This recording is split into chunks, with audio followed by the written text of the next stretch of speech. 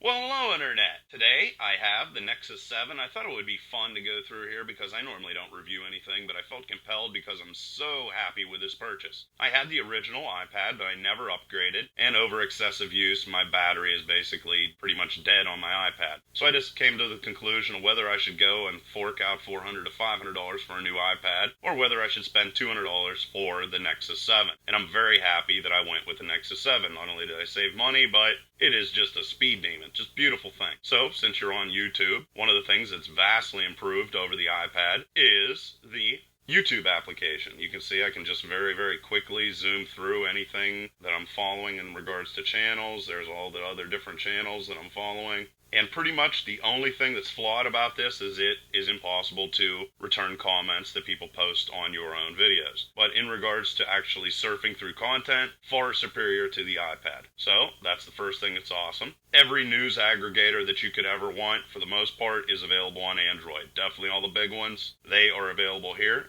and they look just as nice as they do on the iPad. You have all your different social network applications, and some of the ones you might not be familiar with. You have Chrome, of course, just like you have on the iPad, and it works pretty much exactly the same. The email is extremely snappy, and because of the size of this guy, it is extremely easy to come in here and actually start replying to emails. So this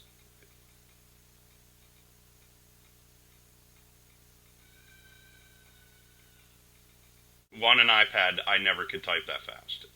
I can just reach. Everything's right here. That's what's so awesome about the size of this guy. And let's just kill that. You see it's really easy to come in here. If I want to just select multiple different messages and click on the trash can and delete them, everything is very, very easy to use. If you want to jump back to the home screen, just hit this center button right here. One thing that's kind of weird is, yes, it doesn't rotate, and on top of that, yes, this camera up here is pretty much worthless. And just to reinforce that, there's a whole bunch of apps that are out there. Being the camera app, which is free, you might as well get it. Actually, the pictures are not bad if you take them outside, but if you take them anywhere except in bright sunlight, they're going to be very, very bad. And they're low resolution, so you won't be able to print them out. Pro Capture, in my opinion, is a complete waste, as is Perfectly Clear. These are supposedly applications that are going to allow this guy to take good pictures. Guess what? They don't work. After Focus and also PicShop Lite are also tools that are supposed to fix these nasty images. They just don't work. I mean, if you're looking for taking pictures, this isn't the way to go. But for the most part, a tablet's not meant for that anyway. Also, you have Currents, which is a Google-specific, Android-specific news aggregator.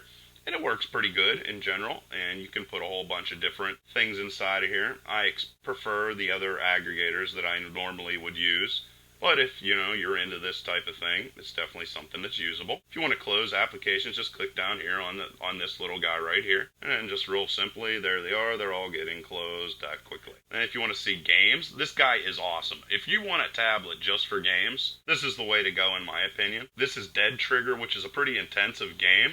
And you can see this guy can handle it on its highest settings with no problems at all. You saw how easily I loaded into this guy, bounced around. I'm sort of doing this looking through my camera. That's why I might be doing some silly stuff.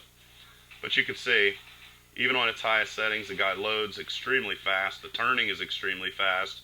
And because you're not holding this gigantic thing in your hand like you do with the iPad, I found first-person shooters just about impossible on an iPad. On this guy, they're a breeze. I mean, it's just like the perfect size for playing around with this type of stuff. So that was Dead Trigger. Really cool game. And then you have, if you want to get into other intensive things, you could try Riptide. I actually haven't really played this, but either way. You could just come in here as another intensive game. It's pretty cool. Yeah, click OK, whatever. And there I go.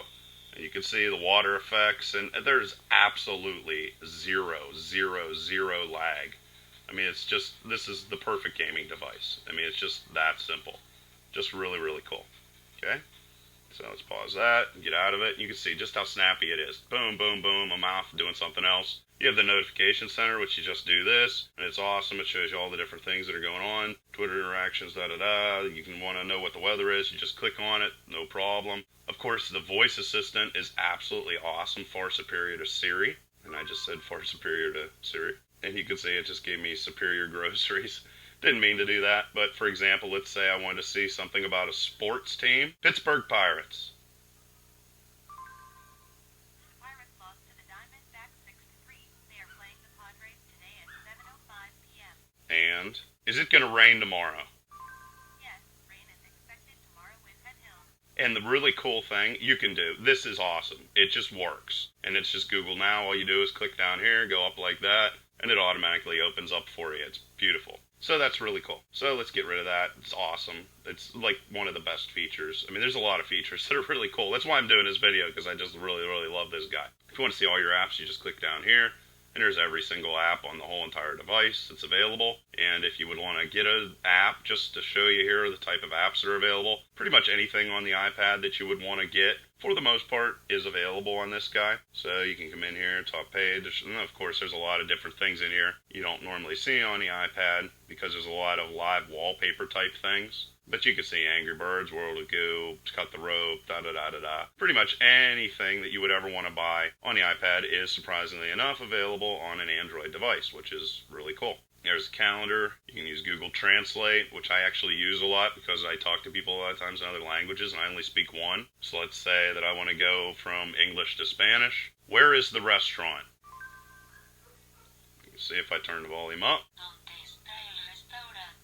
And there you go. It speaks in other different languages, which is really cool. Instagram, of course, is on here, which is really cool because I never had Instagram in the past. And all this is really neat. You want to bounce back and forth. There's my different pictures that I have. All weird, sort of strange things, but either way. So that's also pretty cool. Another thing is I hear AirVideo Server is not available on Android, and they are right. It isn't. But it is available on something called Emit. This allows you to stream content from any of your computers. You can just come in here. Easily enough. Video, click on this, click on that, and you have to pay $3 to get the streaming, but, you know, it's worth it. And you can see there's Breaking Bad, that's just streamed directly from my computer. So there's another thing that's really cool about it.